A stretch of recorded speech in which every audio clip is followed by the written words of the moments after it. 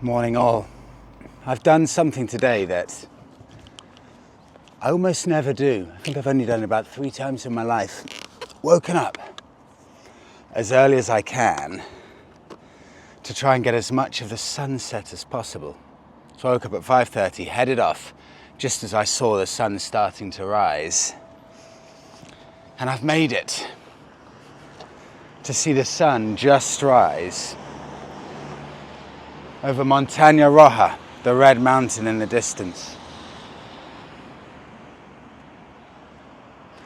It's often difficult to motivate yourself, I certainly find this, to actually wake up and do early rides like this. You set the alarm and you think, oh, that's lovely, I'll wake up, and then you just turn off the alarm when eventually the time comes. But the 3 times I've woken up in the morning for an early morning ride, I remember every single one of them vividly, however many years go past. So I thought I must make the opportunity to do this. I've never done it in Tenerife, and it's totally worth it. Before all the crowds start, just seeing that beautiful light,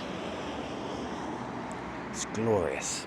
You can see there in the distance, just behind the Montaña Roja, the very, very soft outline of Gran Canaria. Just the soft silhouette. And then over there, just out of eye shot, La Gomera and the island of El Hierro.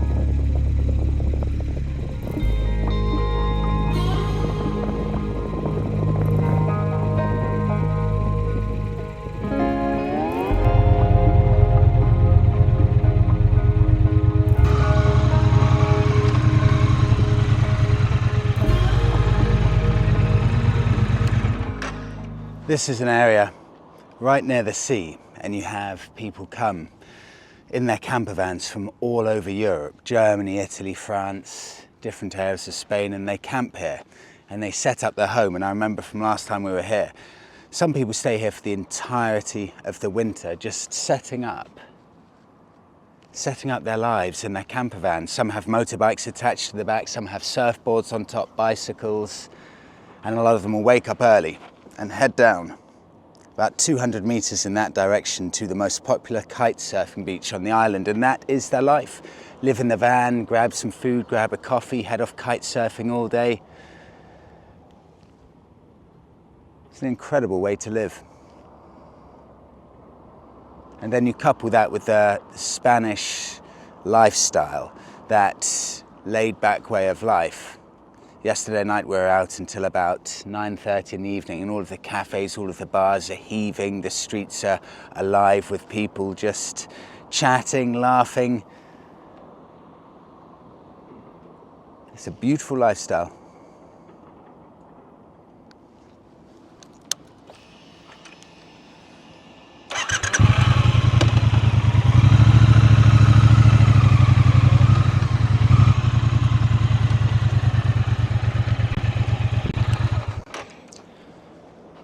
Well, sadly for me, I've got 40 minutes left with this bike before I have to drop it off at Easy Rider Tenerife, because someone else is taking this out for the day. So they've only got about a 1 hour turnaround between me dropping it off and the next person picking it up. It's clearly, and I can see why, a very popular bike. I think I almost forgot how good the T120s are and how gigantic a leap it is from my old Bonneville 865 to this T120. It's somewhere in between evolution and revolution. You've got all of that beautiful classic style, but everything is just so much more impressive on this bike when you compare it to my bike. Yet Triumph have managed to keep all of the old school charm, everything that's always made the Bonneville so special, and just take the most gigantic leap forward. And that 1200 engine, yes, you don't need a 1200 engine, but it feels so special and so worth it. I love the fact they've kept the analog clocks. I love the fact they haven't added any technology for technology's sake. It's just perfect. And in this color combination with this classic silhouette, I think if there were ever a bike that I would swap my Bonneville for, I'm not saying I would, but if there were, it would be something that looks incredibly similar to this. It's got that special feel-good factor, yet it's a bike that you can use on a daily basis. You can tour on it, you can do everything on it. It's the full package, and it's ridiculously comfortable, and you can't stop looking at it. It's probably, in my eyes, I think it's the king of the retros. I don't think anything does it better than this in the retro segment.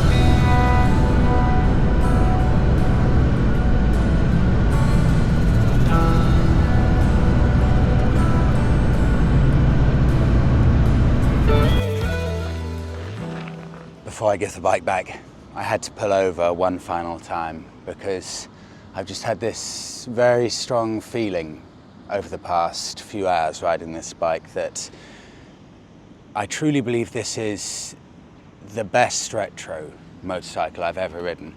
And I honestly believe this may be the best retro motorcycle there will ever be. I can't imagine how any bike could ever top this in the retro segment. It's the entire package. I've never ridden a bike in the sector that really comes close to this. It stands alone right at the top of the tree, and no one, no brand, no model, nothing does it better than the T120. I'm starting to appreciate more and more, and this video is all about revelations. I appreciate more and more how lucky we are as bikers. Biking is really the final bastion of any kind of real freedom and character for an affordable amount of money. I'll give you the best example of this.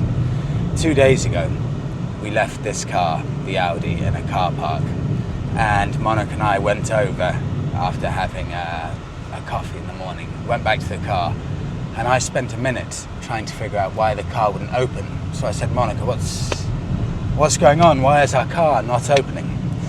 And Monica then came over, tried for about 20 seconds, then I went round to the front of the car and I saw that it wasn't an Audi badge, it was in fact a Seat badge. I wasn't even trying to open the right brand of car, let alone the right model. The cars, they've just become so generic and so blown up that I feel they've lost their character, their soul, their charm, their individuality. And of course, prices are rising so much. Whereas with motorcycles, they're still great value. They still have character. They still make you feel alive. They give you all of those magical, nostalgic feelings of travel, freedom, road trips that you dream about when you pass your test. It's all there, alive and well in the biking industry, and that is why motorcycling is so magical.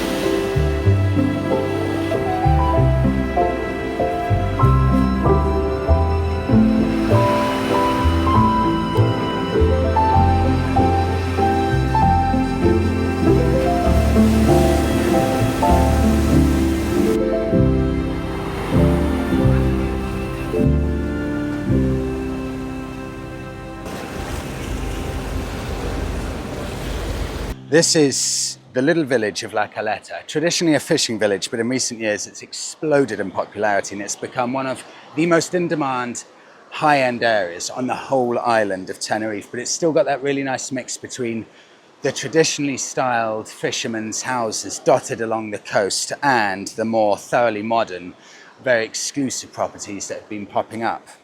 It's not a sandy part of the island, but it's got a beautiful colour water, and about every 50 metres or so there are ladders leading straight into deep water, and you can see how popular it is with people swimming, snorkeling and fishing. It's got a really nice atmosphere in this part of the island, and you can see, if I just pan the camera over here, some of those traditional old houses perched right on the side of these little cliff faces, and over that side as well, where the coast just wraps around here, a few of the old buildings dotted along the coast.